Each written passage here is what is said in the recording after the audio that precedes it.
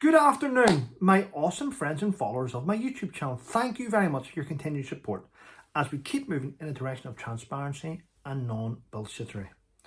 Now, today's an important day, probably not for many of you, but if we sit back and we think about it, today marks the 3rd anniversary of the passing of our late monarch, Queen Elizabeth II. Now, a lot's happened in those 3 years, and it hasn't all been good, has it? Which makes me reflect and think, did Queen Elizabeth have a grip on our politicians? Did she have a firm grip on leaders?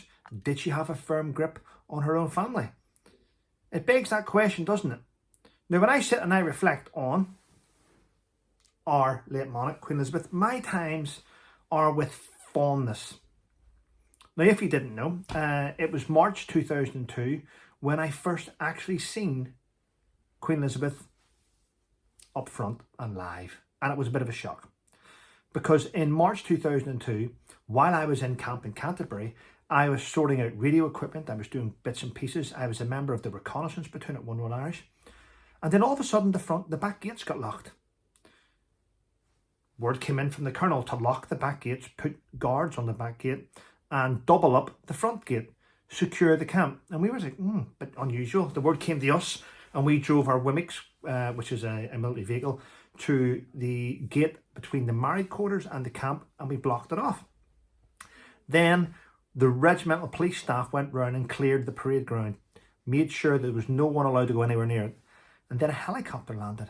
A helicopter landed right in the middle of our parade ground.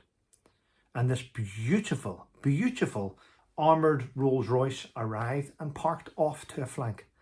The helicopter landed and Queen Elizabeth got out of it.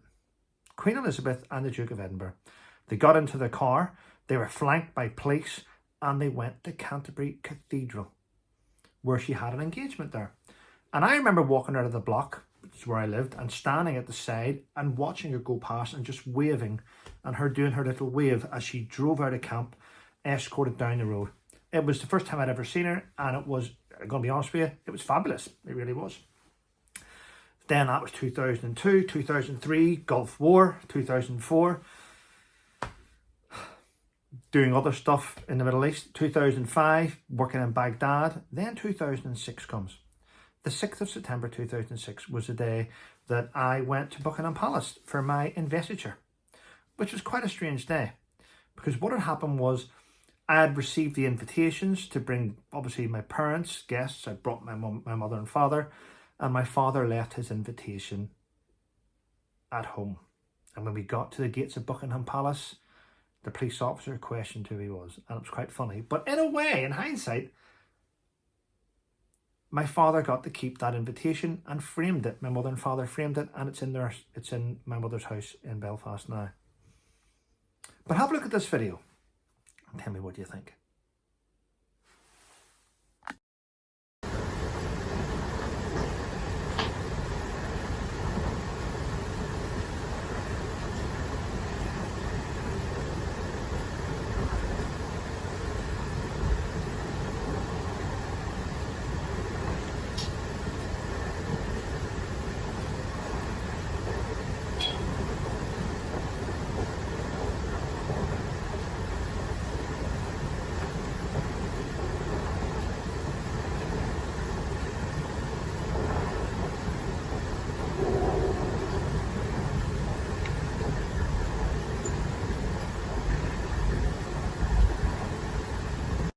Well, having watched the video, you can see the pride I have across my face, having a conversation with Her Majesty the Queen, standing there, full engaging conversation and enjoying the moment.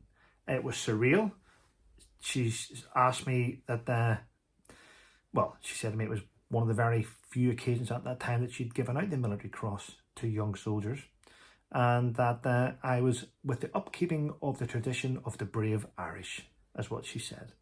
It was a great day.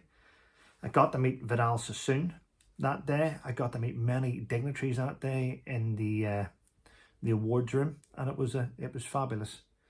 One of the proudest days I've ever had with my parents, and I'm glad I got to share it with my mother and father. Anyway, listen, Thank you. I'm sure you're all reflecting today, the 3rd anniversary. I hope you all have a wonderful day and stay safe.